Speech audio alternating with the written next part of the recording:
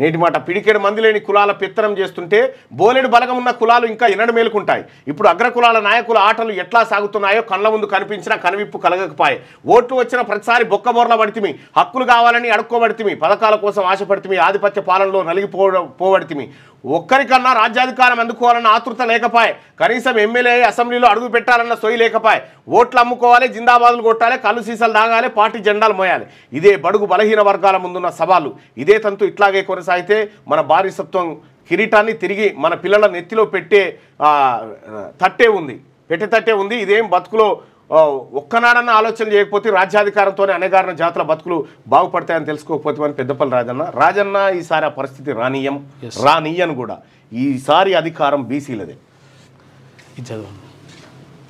ఎట్లొస్తుంది రాజ్యాధికారం? కులానికో జెండా, సంఘానికో ఎజెండా, మనిషికో మానాది పెట్టుకొని ఉమ్మడి ఎజెండాకు ఊపిరిపోసే నాదులు లేనప్పుడు ఎట్లొస్తుంది రాజ్యాధికారం?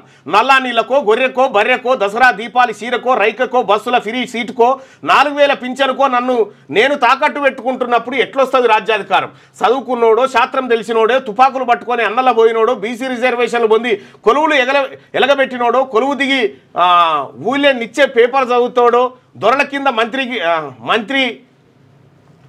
కింద మంత్రి ఎమ్మెల్యేగిరి ఎలగబెట్టినోడో, ఊరి బొడ్రాయి కాడ గౌండ్ల ఆయన, సాలాయనకు, గొల్ల ఆయనకు, కుర్మ ఆయనకు, ముదిరాజులకు, బోయబెస్తలకు నా పేరు చెప్పి నీ పేరు చెప్పి నాకు ఇత్తనం పెట్టి పెత్తనం వెలదీస్తున్న రెడ్లు వెలమల ఇకమాతల చిచ్చును విచ్చలు చేసే విద్యను విప్పి చెప్పకుండా ఎట్లొస్తుంది రాజ్యాధికారం?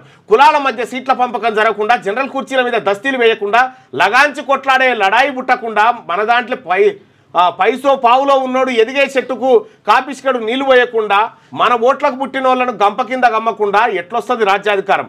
ఇప్పుడు నేను సాధనాసురుణ్ణి, పొడపోతుల ఆయనను, రుంజను, పనసను, నాలికను కరపత్రం చేసి ఊరూర కచ్చిరకాడ రాజ్యాధికార మంత్రాన్ని ఉపదేశిస్తున్నాను.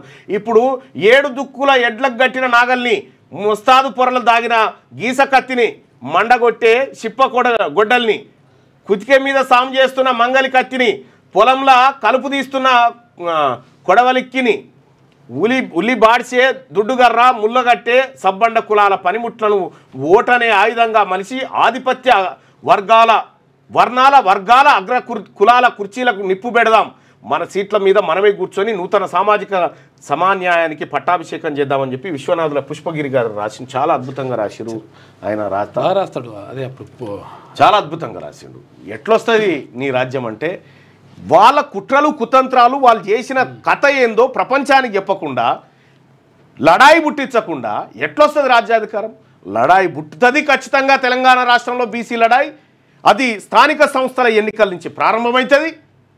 దానికి సంబంధించిన సరంజామా అంతా తయారే అవుతుంది. బీసీలారా ఈసారి రాసి పెట్టుకోండి, రాజ్యాధికారం మనది మనది మన చేతుల్లో. పేపర్లలో ఫ్యామిలీ ప్యాక్ పంచాయతీలు కానీ, ఈ బీజేపీ, కాంగ్రెస్, బీఆర్ఎస్ల డ్రామాలు కానీ ఇవి కాదు. పేపర్ల నిండా బీసీల వార్తలు వచ్చే రోజు దగ్గరలోనే ఉంది.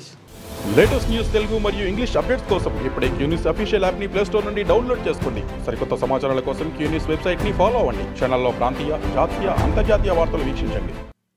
లైక్ చేయండి.